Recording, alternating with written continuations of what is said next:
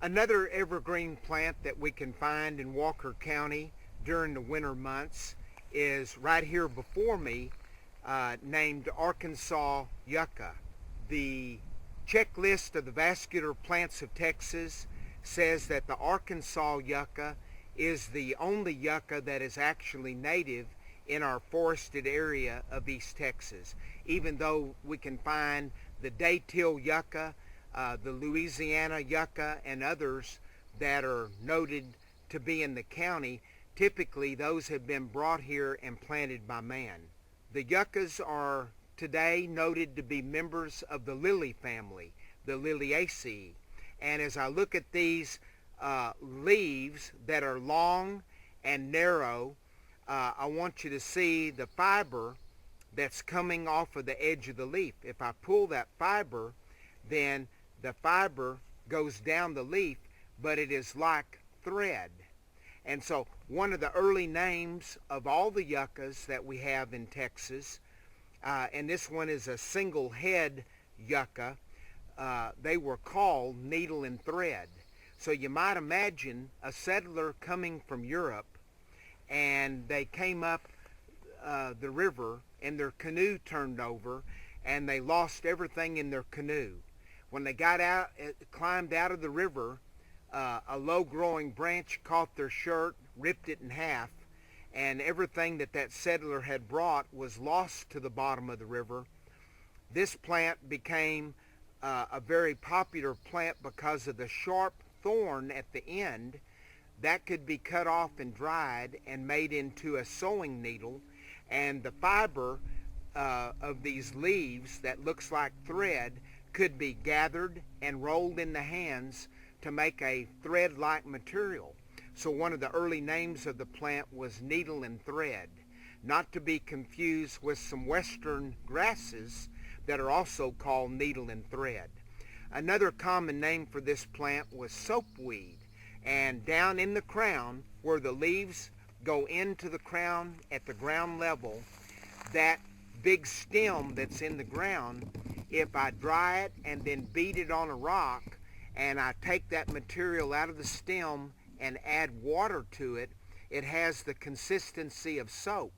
So from the soap property, and I could wash my clothes, I could wash my hands, I could shower with that soap-like material.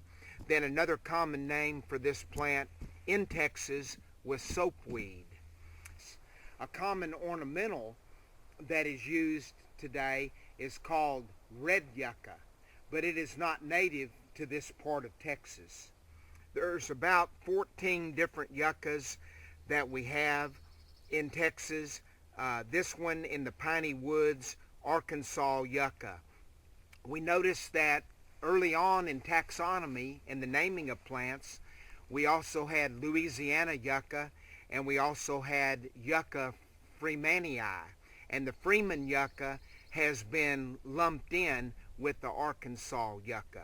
When the yuccas go to flower, a central single stem will come out of the middle of the plant. And when this Arkansas yucca goes to flower, it'll have a 1 to 2 inch whitish petaled flower. And the flowers, especially like those of the Spanish dagger that grow just a little bit west of here and into the Trans-Pecos, the flowers float in water. So it has not been uncommon for people that are managing fountains and little bodies of water in their water garden, that when they have a party, they take the yucca flowers and float them in the pond to give the water a different look. But the flowers, from a livestock orientation, have been of great value because chemical analysis shows that yucca flowers can have up to 0.5% phosphorus in the flower material. So when you think about a single stem sticking up out of this plant, and you're a deer or a cow, and the flowers are up above your head and 6 feet tall, what the animal did is would walk through the plant, get the stem between their front legs, and walk it down until the flowers were right in front of their mouth, and then they would eat those flowers.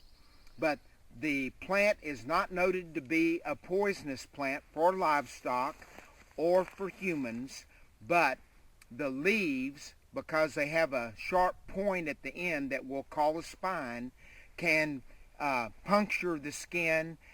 They can scrape you and scratch you, or they can stick you.